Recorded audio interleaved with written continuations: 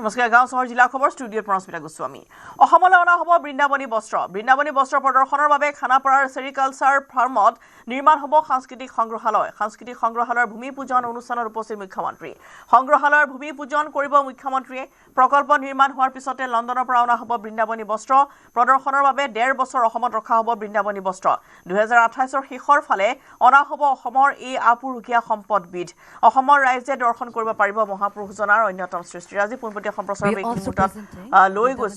presenting rendered in the form of a traditional manuscript created by Mridul Borwa of Majuli. This sacred textile art, originally envisioned by Srimanto Honkordeep, weaves together devotion and history. We now like to felicitate Sri Sajjan Jindal, Chairman and Managing Director, JSW Group.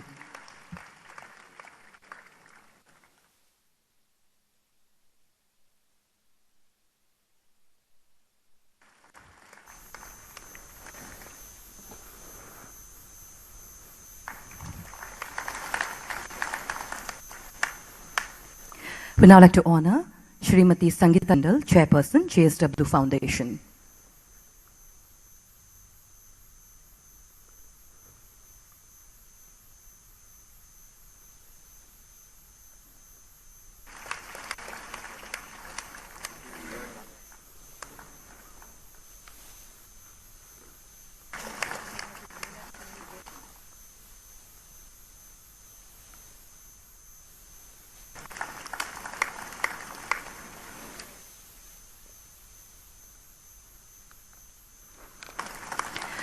We now like to felicitate Mr. Richard Blutton, former head of South and Southeast Asia, British Museum.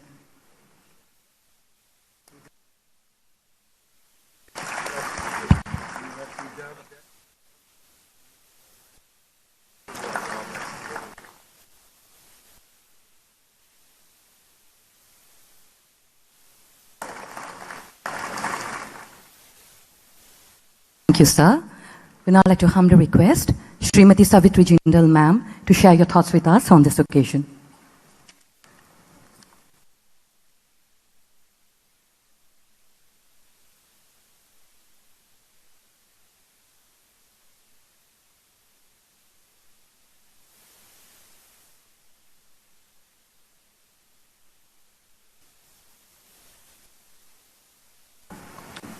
আজি মই অসমত মোৰ জন্মভূমি এই পবিত্ৰ অৱসৰত উপস্থিত হ'বলৈ পাই অতি আনন্দিত হৈছোঁ।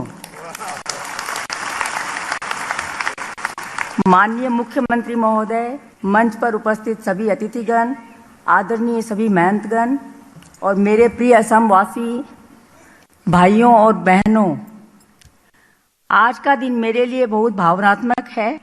मैं मुख्यमंत्री महोदय डॉक्टर हिमंत बिस्वा शर्मा की आभारी हूँ कि उन्होंने मुझे इस भूमि पूजन समारोह में आने का अवसर दिया। मैं असम राज्य के मंत्रीगण श्री बिमल बोरा जी, श्रीमती अंजिता नियोग जी तथा श्री जयंत मल बरुआ जी का हृदय से अभिनंदन करती हूँ। यह संग्रहालय मेरे पुत्र सज्जन और मेरी बहू संगीता दोनों का सपना है। उन्होंने चाहा है कि असम की संस्कृति और धरोहर को सम्मान मिले और आने वाली पीढ़ियां उससे जुड़े। आज उस सपने की शुरुआत हो रही है। मोये असमोर तिनसुकिया जन्म ग्रहण करीसिलो और उतार स्मृति मोर मनत एतियाओ अति स्पष्ट हो आसे।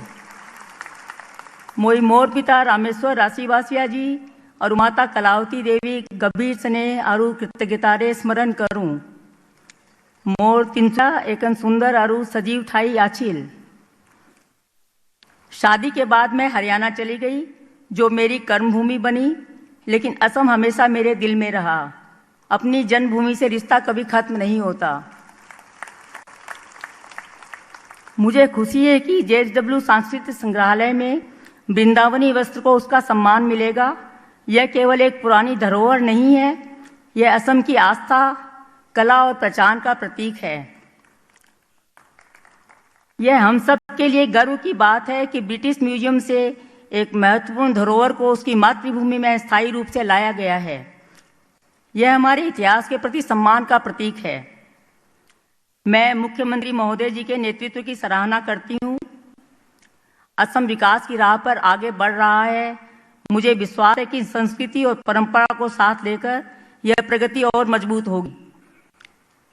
मेरी कामना है कि यह संग्रहालय आने वाली पीढ़ियों के लिए सीख, प्रेरणा और गर्व का स्थान बने। असम की संस्कृति सदा उज्जवल रहे। जय आई असम, जय हिंद।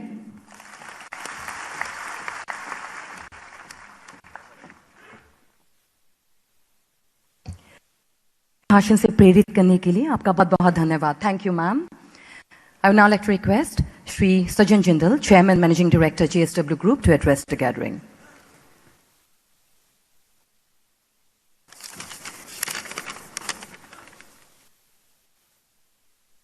माननीय मुख्यमंत्री डॉक्टर हेमंता बिस्वा शर्मा जी, यहाँ पर आए सभी साधु संत, पूरे असम से यहाँ पर बहुत साधु संत यहाँ पर आए हैं, असम सरकार के सभी सम्मानित प्रतिनिधि, मंच पर उपस्थित सभी अतिथिगण, मेरी माँ मिस्टर रिचर्ड ब्लर्टन और मेरे प्रिय असम के भाइयों बहनों, आज का दिन एक बहुत ही ऐतिहासिक, वेरी हिस्टोरिक डे टुडे। हम यहाँ केवल एक म्यूजियम प्रोजेक्ट की शुरुआत के लिए नहीं आए हैं, हम यहाँ असम की आत्मा और सम्मान देने के लिए आए हैं।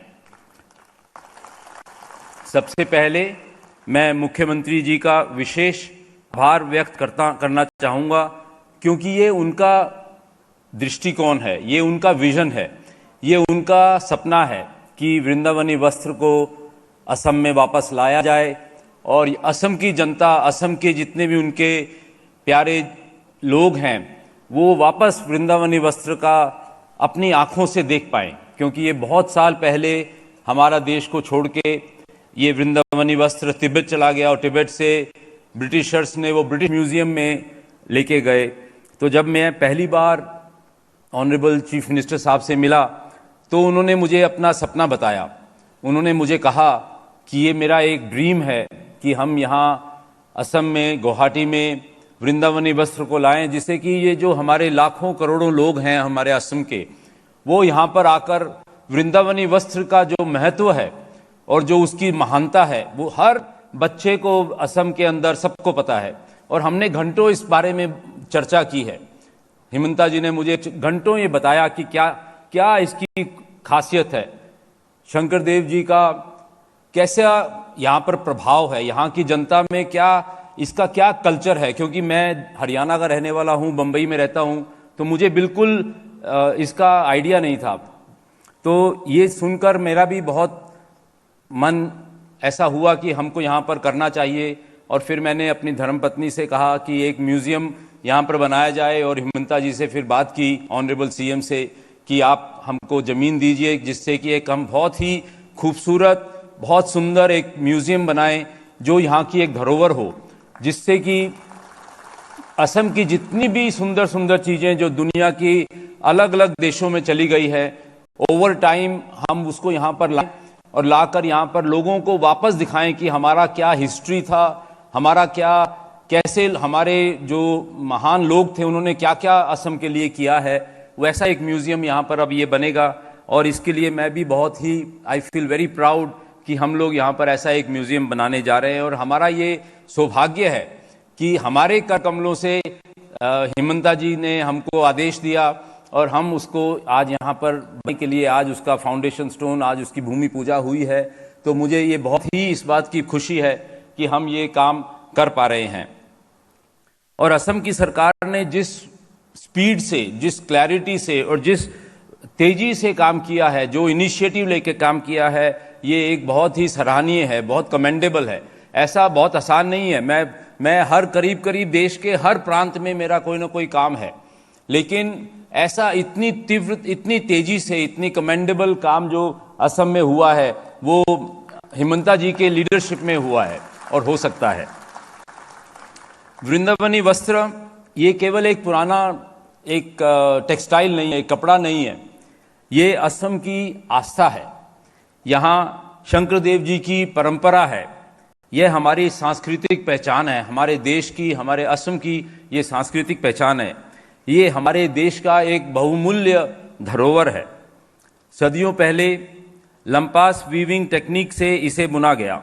2 वीवर्स, 2 लेयर्स एक साथ बना हुआ इंट्रिकेट डिज़ाइन है। आज भी इसे देखकर आश्चर्य होता है। यह हमारे पूर्वजों की अद्भुत स्किल और डिवोशन का परिणाम है। इस वस्त्र को सफ़र काफ़ी लंबा और इंटरेस्टिंग रहा है।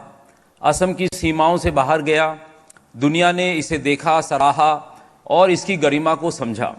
और अब आपकी पहल से और हिमंता जी की पहल से यह अपनी जन्मभूमि में लौटने की दिशा में एक महत्वपूर्ण कदम उठा रहा है।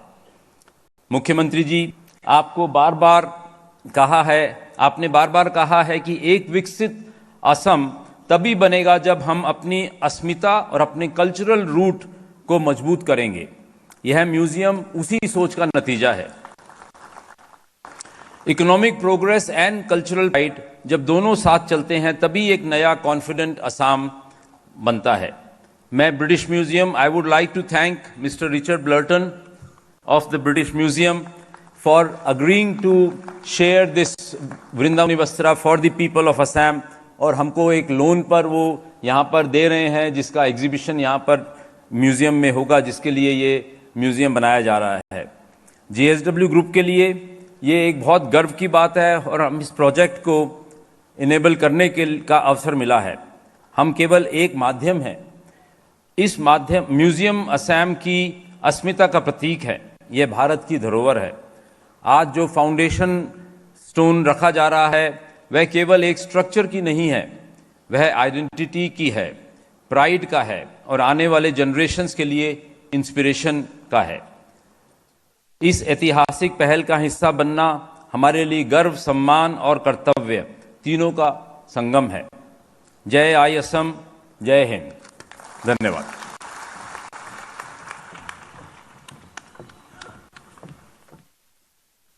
Thank you, sir. We now like to request Mr. Richard Blutton to give the presentation and speak on this occasion. There it is. Okay. Right. And that's...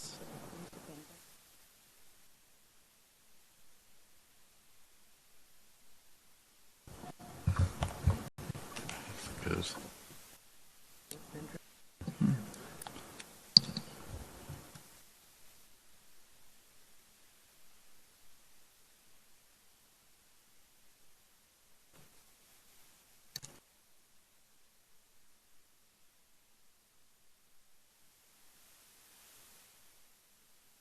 No.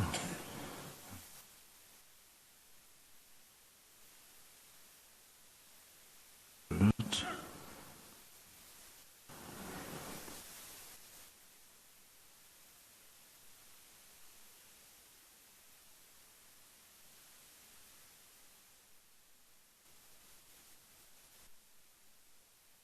Struggle with the technology.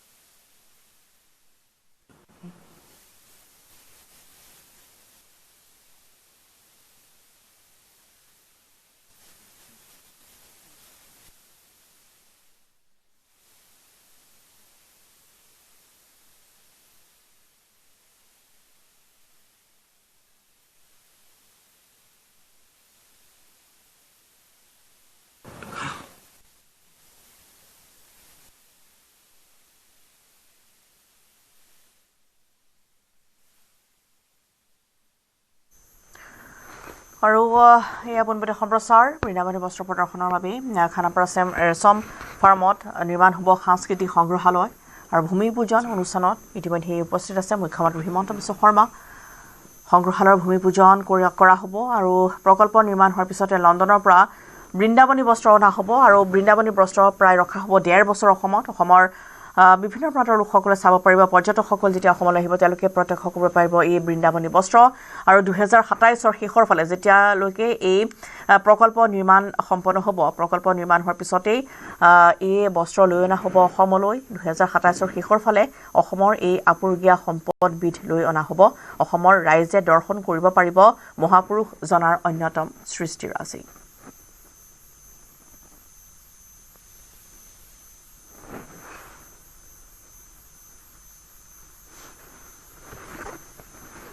Open.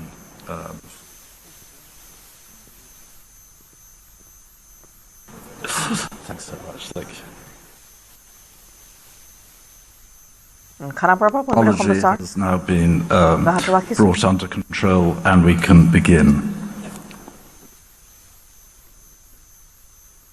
Honourable Chief Minister, ladies and gentlemen, and dear friends here in Assam, it's truly a great pleasure for me to be here in Guwahati and to be speaking to you about the important forthcoming opportunity we all have for collaboration, research and display in the coming months, all built around the possibility of showing here in Guwahati the famed Assamese textile from the British Museum known as the Brindavani Bostro,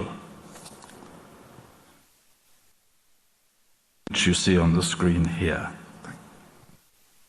And especially relevant today is that this textile will, we hope, be shown in an exhibition in the building whose very foundations we were celebrating only an hour ago. It's a very poignant moment to be part of this ceremonial. However, before I go further in talking about this renowned textile and its place in the tradition of Assam, I have a number of obligations of thanks to discharge. Sir, Chief Minister, my first obligation is one of thanks to you today for organizing this event and for your kind hospitality while I am in Assam. This is greatly appreciated. Also, for last year attending the event in London at the British Museum, where we, that is the museum, and your office undertook to work together to bring this lone exhibition to fruition. And here we see an image of the ceremonial signing of a letter of intent whereby Assam and the British Museum agreed to work together. Secondly, I must record my thanks to the JSW Foundation, which has enabled me to be here, and especially the chair of the foundation, Mrs. Sangeeta Jindal. Happily here also with Mr. Sajan Jindal and Mrs. Savitri Jindal. I was delighted that you, Mrs. Sangeeta, were able to come to London to see this wonderful textile. And here you see us all in the textile store outside London looking at the Assamese textile.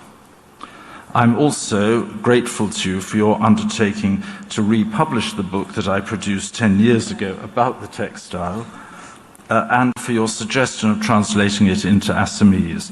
This will be a wonderful opportunity. Finally, I must mention your excellent staff who have looked after us so well and have delivered the complicated logistics. Thank you. I would like to now say a few words about this great Assamese textile, which so magnificently demonstrates the skills of Assamese weavers and their mastery of the lampas technique. Mr. Jindal briefly mentioned this in his speech, so forgive me for repeating it, but it is a very remarkable feature of the Assamese weavers that they mastered this technique, whereby through using 2 warps and 2 wefts, and with the loom operated by 2 weavers, a foreground and a background can be produced. So just to illustrate that, I show you here a detail from the cloth. It's obviously a scene of Kaliyadaman with five-headed Kaliya and dancing Krishna on the top. And then if we do a detailed shot of that, if you look at one of the heads of Kaliya, and you see here, now the background was woven by one set of weavers, and the foreground, which is in relief, was woven by another set, and this was done simultaneously. So this is a really incredible achievement in weaving technology, and it's something that was mastered here in Assam and is a true product of this place.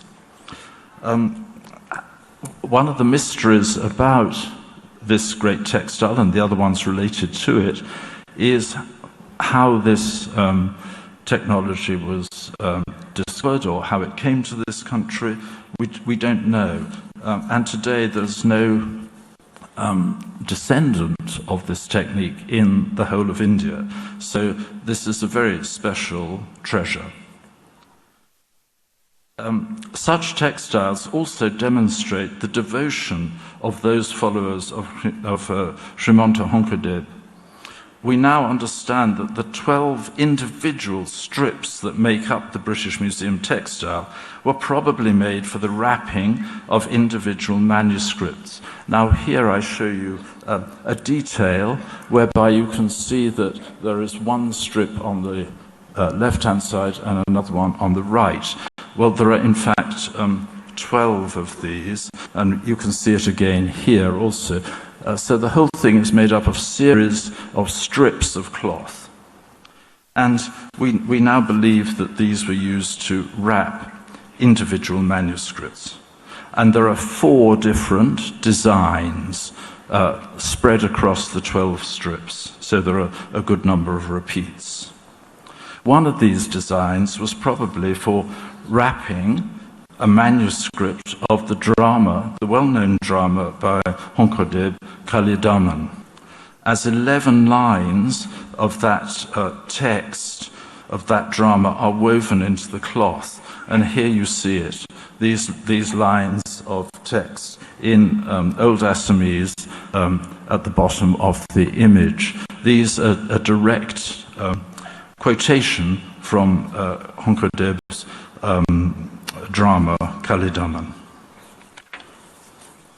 3 other designs appear in the 12 strips of cloth in our textile, one of which may indicate its use in perhaps wrapping the Namakosha of Madhabdev. And here I show you this example. You'll notice that one after the other there are depictions of various avatars of Vishnu, just as are listed in the Namakosha. So here we have Matsya and Kurma, and here Rama, Vamana, and Varaha. And then here we have Narasimha. So, this is a rather wonderful indication of what this textile might have been used for in the when it was first produced. So we think we've identified 2 of these different.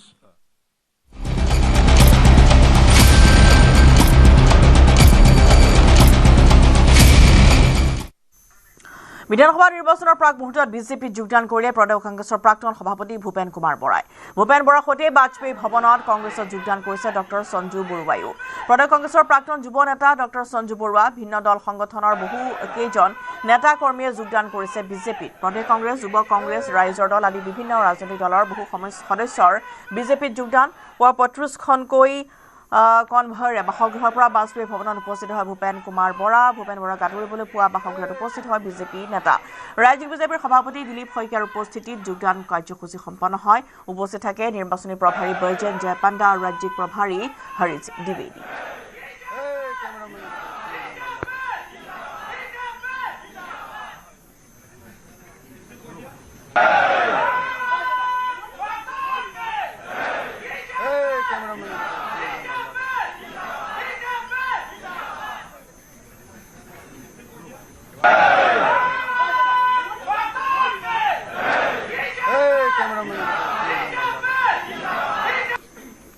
মই সমগ্ৰ অসমবাসী ৰাইজক সাক্ষী কৰি মই ইয়াৰ পৰা এষাৰ কথাই কৈছোঁ, মই ৰাজনীতিৰ যি আদিপাঠ লৈ পেলাই ৰাজনীতি কৰিবলৈ আহিছিলোঁ, আমাক শিকোৱা হৈছিল যে ৰাজনীতিৰ তিনিটা স্বাৰ্থ থাকে। এটা ব্যক্তি স্বাৰ্থ, তাক কোনেও বাদ নিদিয়ে। এটা দলৰ স্বাৰ্থ, সেয়া কোনেও এৰিব নোৱাৰে। কিন্তু ব্যক্তিৰ স্বাৰ্থ আৰু দলৰ স্বাৰ্থতকৈ সৰ্বোত্তম স্বাৰ্থ হৈছে স্বদেশ আৰু স্বজাতিৰ স্বাৰ্থ। আৰু মোৰ জীৱনৰ 56 বছৰ পাৰ হ'ল। আজি মোৰ হাতত যিমান সময় আছে সেইখিনি সময় বিজেপি দলে মোক কৈছে যে আপুনি আজিৰ পৰা এজন কাৰ্যকৰ্তা। মহাভাৰতৰ যুদ্ধ যেতিয়া আৰম্ভ হৈছিল, কুন্তীয়ে গম পাইছিল, কৃষ্ণই কৈছিল যে তোমাৰ 5 পুত্ৰ জীয়াই থাকিব। কৰ্ণক বিচৰা হৈছিলে পাণ্ডৱৰ ফালে। মহাভাৰতৰ যুদ্ধত কৰ্ণ পাণ্ডৱৰ ফালে নাহিল। কংগ্ৰেছ দলৰ প্ৰত্যেকজন কৰ্ণ এইবাৰ এই মহাভাৰতৰ যুদ্ধত পাণ্ডৱৰ ফলীয়া হ'ব। মই এইখিনি কথাই কৈ আহি থকা সময়ত যদি বিজেপিয়ে মঞ্চ দিয়ে, বিজেপিয়ে যদি কথা কোৱাৰ সুযোগ দিয়ে, কি আশাত আৰু কি সপোন লৈ অসম মাতৃক সেৱা কৰাৰ স্বাৰ্থৰে দলত যোগদান কৰিছোঁ, যি আশাৰে কনকলতা মুকুন্দ কাকতিয়ে বলিদান দিছিল, যি আশাৰে কুশল কোঁৱৰ মণিৰাম দেৱানে বলিদান দিছিল, সেই আশা আহি থকা সময়ত বিজেপিৰ কৰ্মকৰ্তা নেতৃত্বৰ হাতত ধৰি আৰু উত্তৰ পূৰ্বাঞ্চলৰ এষাৰ কথা মই নকলে ভুল হ'ব, সময় কমি আহিছে, যে মোৰ ৰাজনৈতিক জীৱনকালত পঢ়িবলৈ পাইছিলোঁ দেৱকান্ত বৰুৱা অসমৰ পৰা বহুত ডাঙৰ নেতা আছিল।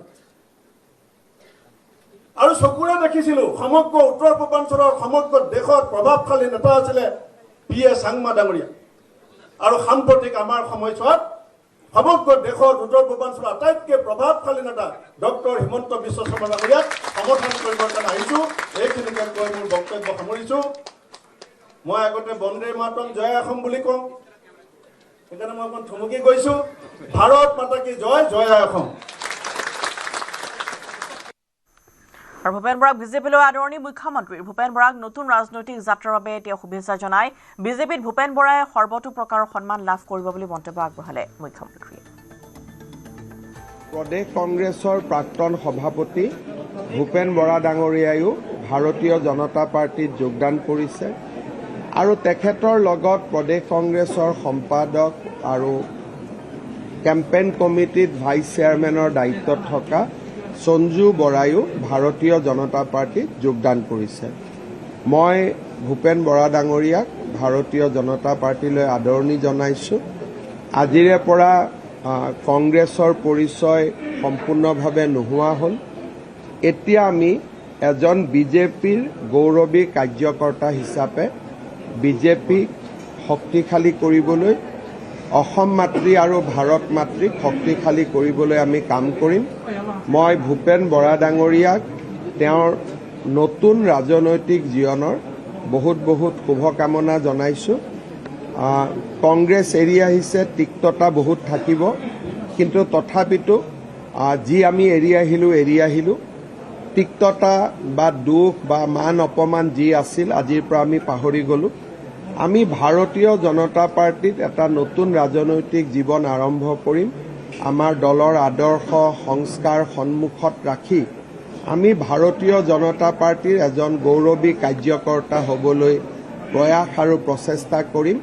মই ভূপেন বৰা ডাঙৰীয়াক পুনৰ এবাৰ শুভকামনা জনাইছোঁ আৰু আমাৰ ভাৰতীয় জনতা পাৰ্টিৰ পৰিয়াল তেখেতৰ লগত একেলগে থাকিব আৰু পৰিয়ালৰ সদস্য এজনক আমি যি ধৰণে মৰম আৰু সন্মান আৰু যি ধৰণে আত্মীয়তাৰ মনোভাৱেৰে আমি বিজেপিত থাকোঁ, সেই একেই পৰিৱেশ ভূপেন বৰা ডাঙৰীয়ায়ো নিশ্চিতভাৱে লাভ কৰিব।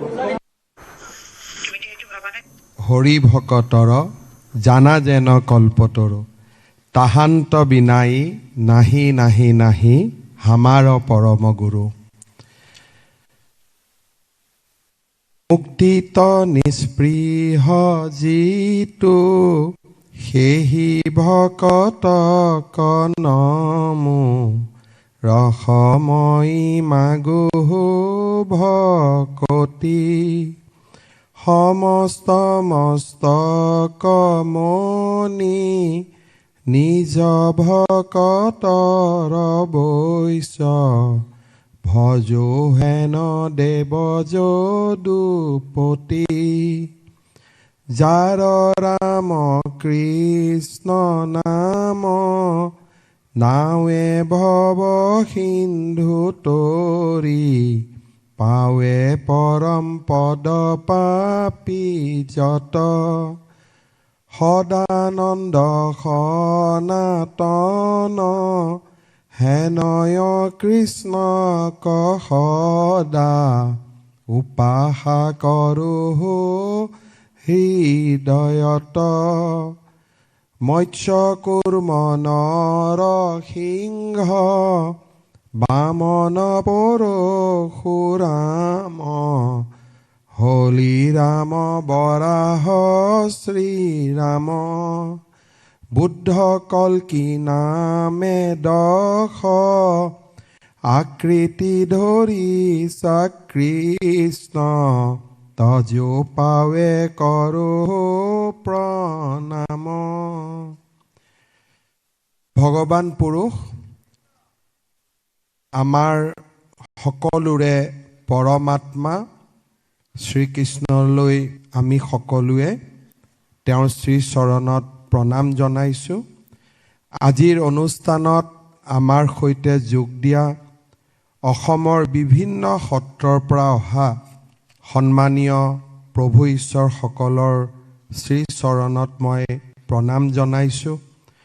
শ্ৰীমন্ত শংকৰদেৱ সংঘ সত্ৰ মহাসভা একশৰণ ভাগৱতী সমাজ দেৱ দামোদৰ সংঘ এই উত্তৰ পূব ভাৰত হৰিদেৱ সংঘ শ্ৰী শ্ৰী বৰপেটা সত্ৰ শ্ৰী শ্ৰী আউনীআটী সত্ৰ দক্ষিণপাট সত্ৰ শ্ৰী শ্ৰী শলগুৰি সত্ৰ শ্ৰী শ্ৰী উত্তৰ কমলাবাৰী সত্ৰ শ্ৰী শ্ৰী নৰুৱা সত্ৰ ৰাঘৰগঙা সত্ৰ ধোৱাহাট বেলগুৰি সত্ৰ বদলা সত্ৰ শ্ৰী ঈশ্বৰহাটী সত্ৰ শ্ৰী শ্ৰী চমৰীয়া সত্ৰ শ্ৰী শ্ৰী গড়মূৰ সত্ৰ শ্ৰী শ্ৰী দিঞ্জয় সত্ৰ শ্ৰী শ্ৰী গড়মূৰ সত্ৰ শ্ৰী শ্ৰী পাটবাউসী সত্ৰৰ ভকত বৈষ্ণৱসকল ইয়াত সমবেত আছে। প্ৰভু ঈশ্বৰসকল সকলোকে মই প্ৰণাম জনাইছোঁ।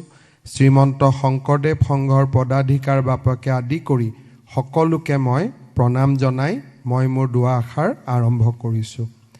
আজিৰ সভাত আমাৰ মাজত উপস্থিত আমাৰ অতিথি হিচাপে ইয়ালৈ অহা JSW গ্ৰুপৰ অধ্যক্ষা সাবিত্ৰী জিন্দাল ডাঙৰীয়ানী, সজ্জন জিন্দাল ডাঙৰীয়া, সংগীতা জিন্দাল ডাঙৰীয়ানী, অসম বিধানসভাৰ সন্মানীয় অধ্যক্ষ বিশ্বজিৎ দৈমাৰী ডাঙৰীয়া, সাংস্কৃতিক মন্ত্ৰী বিমল বৰা ডাঙৰীয়া, মোৰ সতীৰ্থ মন্ত্ৰী জয়ন্তমল্ল বৰুৱা ডাঙৰীয়া, উৰ্খাও গৌৰা ব্ৰহ্ম ডাঙৰীয়া, সাংসদ ভুৱনেশ্বৰ কলিতা ডাঙৰীয়া, বিজুলী কলিতা মেধি ডাঙৰীয়ানী, দিছপুৰ সমষ্টিৰ বিধায়ক অতুল বৰা ডাঙৰীয়া, ৰঞ্জিত বৰঠাকুৰ ডাঙৰীয়া, ৰাজ্যৰ মুখ্য সচিব ডক্টৰ ৰবি কোটা ডাঙৰীয়া, গুৱাহাটীৰ মেয়ৰ মৃগেন শৰণীয়া ডাঙৰীয়া আৰু ইমান দিনে ব্ৰিটিছ মিউজিয়ামত বৃন্দাবনী বস্ত্ৰখনক সযতনে ৰখা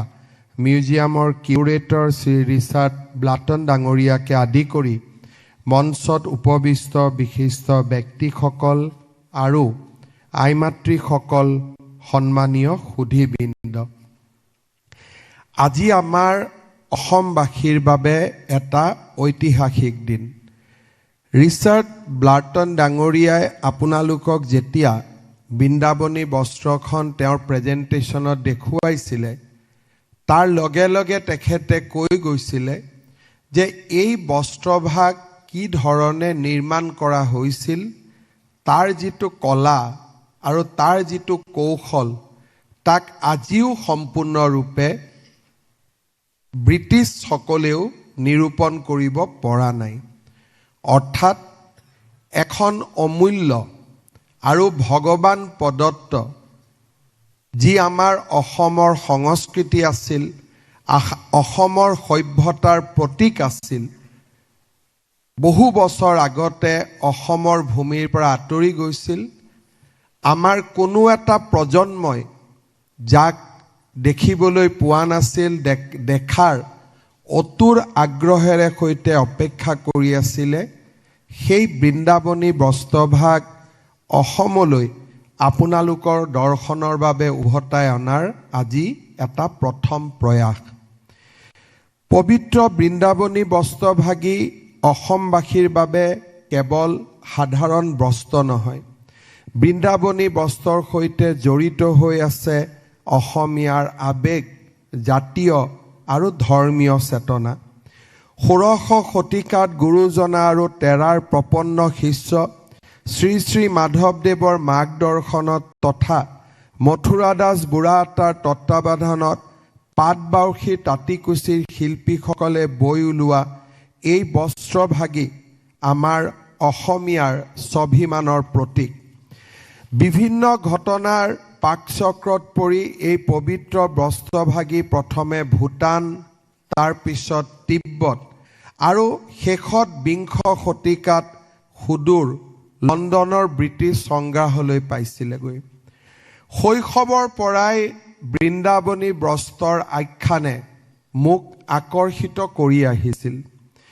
2007 আৰু 2008 চনত ব্ৰিটিছ মিউজিয়ামত বৃন্দাবনী বস্ত্ৰক নিজ চকুৰে দেখাৰ মই সুযোগ পাইছিলোঁ। সেই অভিজ্ঞতা আছিল মোৰ জীৱনৰ আটাইতকৈ অবিস্মৰণীয় অভিজ্ঞতা। বস্ত্ৰভাগৰ বয়নশৈলী, ৰঙৰ উজ্জ্বলতা আৰু ইয়াত নিহিত হৈ থকা উন্নত শৈল্পিক আৰু কাৰিকৰী দক্ষতাই মোক স্তম্ভিত কৰিছিল।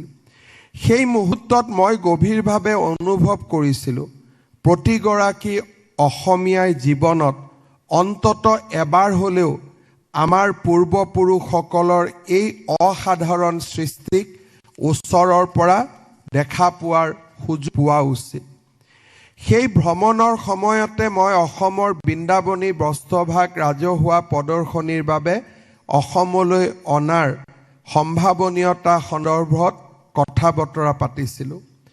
প্ৰায় 2 দশক জুৰি আমাৰ চৰকাৰসমূহেও বৃন্দাবনী বস্ত্ৰক উভতাই আনিবলৈ চেষ্টা কৰিছিল।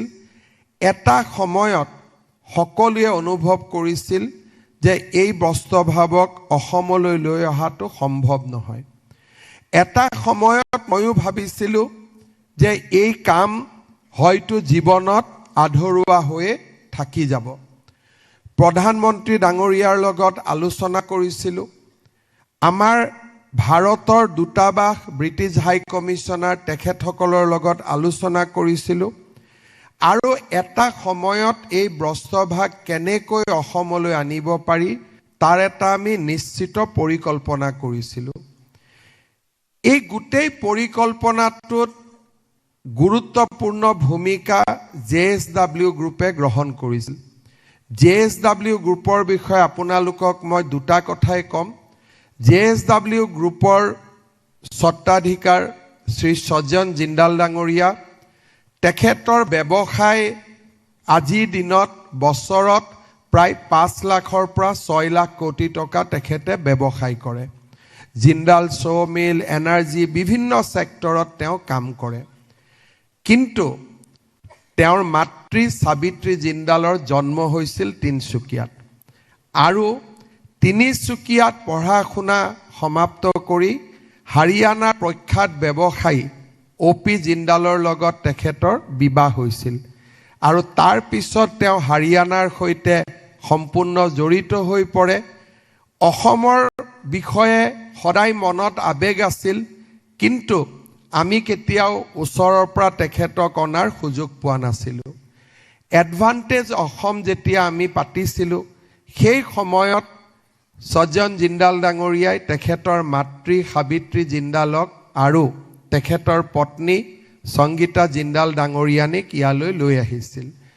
আলাপ আলোচনাত আমি দেখা পাইছিলোঁ যে কৰ্ণাটকৰ হাম্পিত আটাইতকৈ ডাঙৰ মিউজিয়াম, য'ত গোটেই হাম্পি সাম্ৰাজ্যৰ কীৰ্তি সংগৃহীত হৈ আছে, সেই মিউজিয়ামটো JSW গ্ৰুপে নিৰ্মাণ কৰিছিল।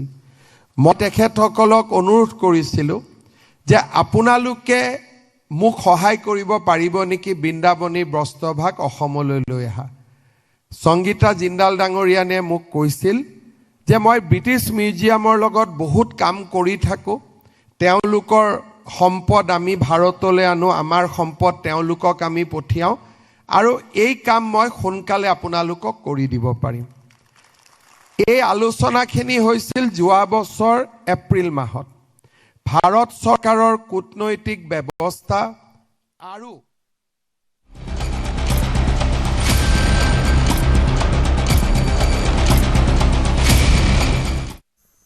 এটা বিশেষ চোলা পিন্ধি আজি বাজপেয়ী ভৱনত প্ৰৱেশ ভূপেন বৰাৰ। কংগ্ৰেছত থাকোঁতে বিজেপিৰ সৈতে হৈছিল প্ৰত্যক্ষ সংঘাত। সেই সংঘাতত তেজ লগা চোলা পিন্ধি উপস্থিত হ'ল বাজপেয়ী ভৱনত।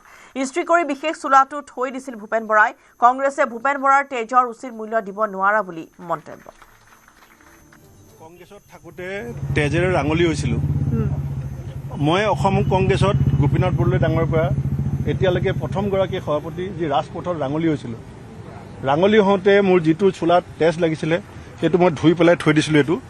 এতিয়া কংগ্ৰেছে যে ট্ৰল কৰি আছে মোক এটা চোলা, ফটোখন চাব, এইটো চোলাই তেজেৰে ৰাঙলী হৈছিলে।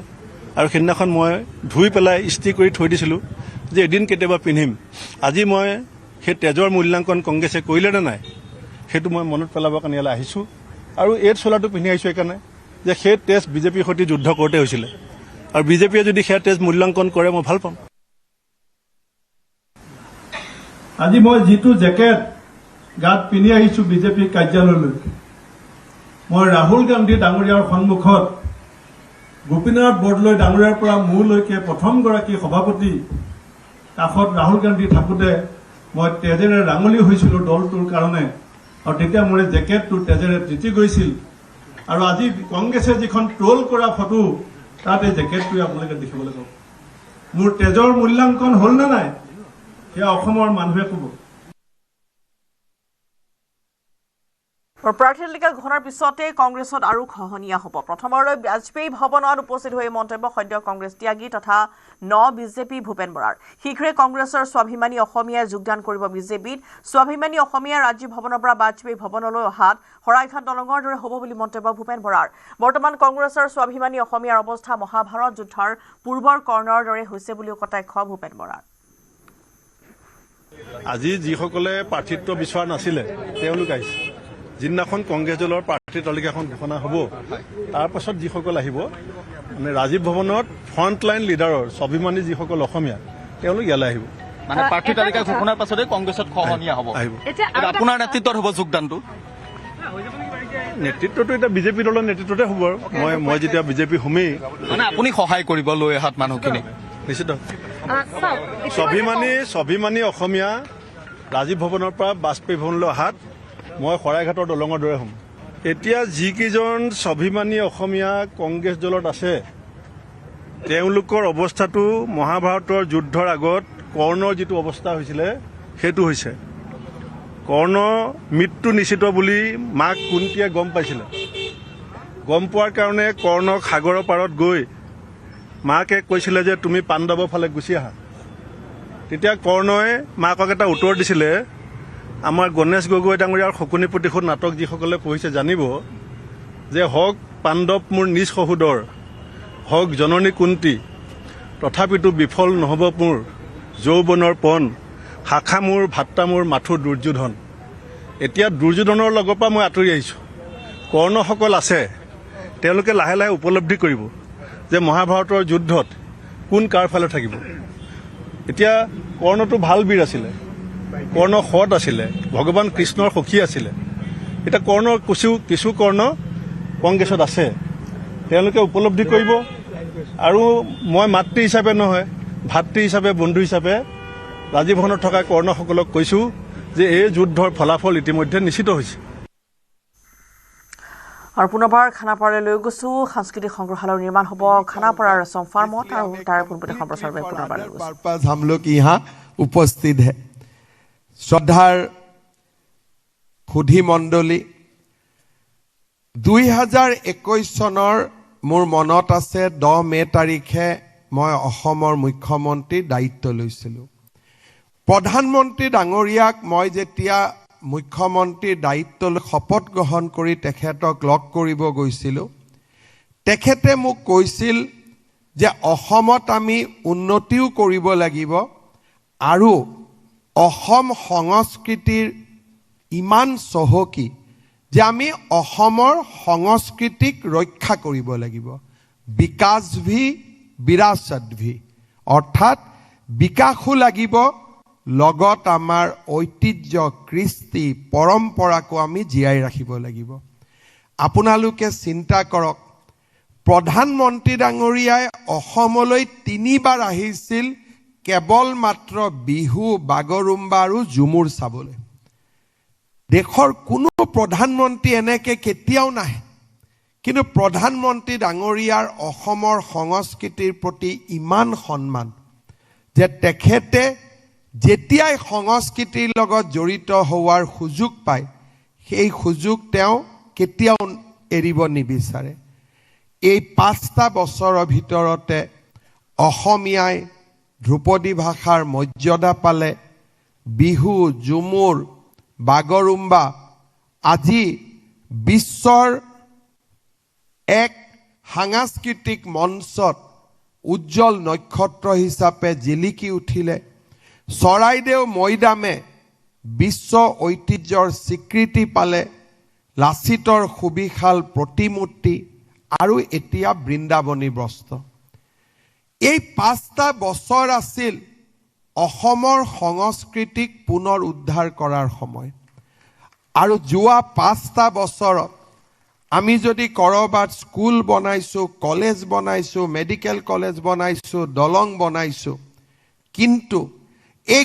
গোটেই বিলাকৰ বিকাশৰ আঁৰত আছিল যে আমাৰ সংস্কৃতিক আমি উদ্ধাৰ কৰিম আৰু অসমখনক আমি ভাৰতবৰ্ষৰ ভিতৰতে এখন উজ্জ্বল ৰাজ্য হিচাপে আমি প্ৰতিষ্ঠা কৰিম আজি অৰ্থনৈতিক দিশৰ পৰা হওক সাংস্কৃতিক দিশৰ পৰা হওক আজি ভাৰতে আমালৈ উভতি চাইছে কেইদিনমান আগতে বটদ্ৰৱাত যেতিয়া মহাপুৰুষ শ্ৰীমন্ত শংকৰদেৱৰ আবিৰ্ভাৱ ক্ষেত্ৰ নিৰ্মাণ হৈছিলে গৃহমন্ত্ৰী ডাঙৰীয়া নিজে আহিছিলে বাথৌ ধৰ্ম সন্মিলন গৃহমন্ত্ৰী ডাঙৰীয়া নিজে আহিছিলে আৰু আমাৰ জাতীয় শ্বহীদৰ বাকৰিত মোদী ডাঙৰীয়া অমিত শ্বাহ ডাঙৰীয়া সকলোৱে আহি তেওঁলোকে আমাৰ 8 শ্বহীদক প্ৰণিপাত কৰিছিলে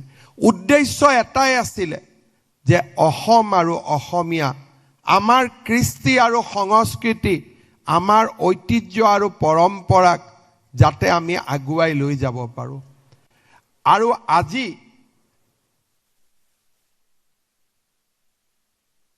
ঠিক আছে একো নাই ধুনীয়াকৈ তাক অতৰাই দে ভাগৰ লাগিছে ডিউটি কৰি কেতিয়াবা হেৰি কৰি লৈ যাম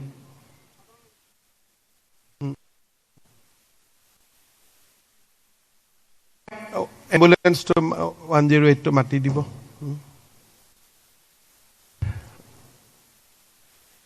একো নাই আমাৰ এই 5টা বছৰ আছিল ঐতিহ্য আৰু পৰম্পৰাক পুনৰ উদ্ধাৰ কৰাৰ সময় আজি যেতিয়া আপোনালোকে দেখা পায় যে আমাৰ অসমৰ সত্ৰ বনভূমি ট্ৰাইবেল বেল্ট এণ্ড ব্লক এই গোটেইবোৰত এসময়ত অচিনাকি মানুহবিলাকে দখল কৰি লৈছিলে আৰু এটা সময় আহিছিল যে জাতিটোৱে আত্মসমৰ্পণ কৰি দিছিলে যেন আমি আৰু একো কৰিব নোৱাৰো কিন্তু 5টা বছৰত আমি সিদ্ধান্ত লৈছিলো যে লাচিতৰ দিনতো অসমীয়াই আত্মসমৰ্পণ কৰা নাছিল আৰু আজিও অসমীয়াই আত্মসমৰ্পণ নকৰে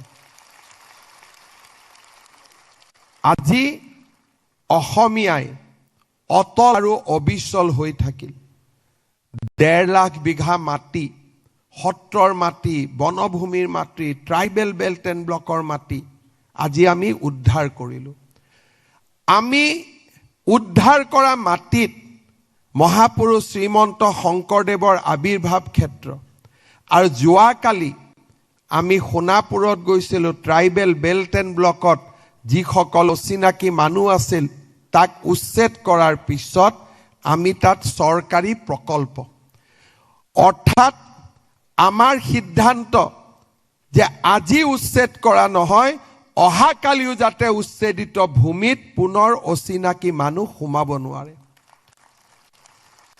এয়া হ'ল আমাৰ জাতীয় জীৱনৰ সংকল্প অসমীয়াই যদি এবাৰ চিন্তা কৰে আমাৰ হাতত সকলো আছিল বৃন্দাবনী বস্ত্ৰৰ এতিয়া প্ৰদৰ্শনত ডিজিটেল প্ৰদৰ্শনত আপোনালোকে দেখিছে আমি কি অদ্ভুত পৰম্পৰাৰ উত্তৰাধিকাৰী আছিলোঁ আমাৰ কিমান মহান পৰম্পৰা আছিল এই অসমীয়াই 17 বাৰ পিঠুৰ পৰা লাচিতলৈ 17 বাৰ আমি মোগল আৰু তুৰ্বকক আমি পৰাজিত কৰিছিলোঁ নালন্দা বিশ্ববিদ্যালয় যেতিয়া কোনোবাই জ্বলাইছিল সেই নালন্দা বিশ্ববিদ্যালয় জ্বলোৱা নায়কজনক আমি অসমৰ মাটিত মহাৰাজ পিঠুৱে তেওঁক পৰাজিত কৰিছিল আমি কিমান ডাঙৰ শৌৰ্য আৰু বীৰ্যৰ অধিকাৰী আছিলোঁ কিমান ডাঙৰ সংস্কৃতিৰ আমি অধিকাৰী আছিলোঁ আৰু আমি কিমান এখন মহান দেশত জন্মগ্ৰহণ কৰাৰ সুযোগ পাইছিলোঁ এই অসমীয়া জাতি কেতিয়াও পৰাজিত হ'ব নোৱাৰে আমি সাংস্কৃতিকভাৱে উত্তৰণৰ ৰাস্তাত যাম আমি আধ্যাত্মিকভাৱে উত্তৰণ কৰিম কৃষ্টি সংস্কৃতি অৰ্থনীতি সমাজনীতি আমি সকলোতে আগুৱাই যাম আৰু এই বৃন্দাবনী বস্ত্ৰভাগ যেতিয়া আমি অসমলৈ উভতাই আনিম অসমীয়াই নিজকে নিজে আকৌ এবাৰ গৌৰৱ কৰিবলৈ সুযোগ পাব যে আমি এনে এখন মহাদেশত জন্মগ্ৰহণ কৰিছোঁ যিখন দেশত মহাপুৰুষ শ্ৰীমন্ত শংকৰদেৱ মাধৱদেৱ মথুৰা দাস বুঢ়াতাই জন্মগ্ৰহণ কৰিছিল সমস্যা গাঁও চহৰ জিলাৰ খবৰ পৰা বিদায় লোৱাৰ নমস্কাৰ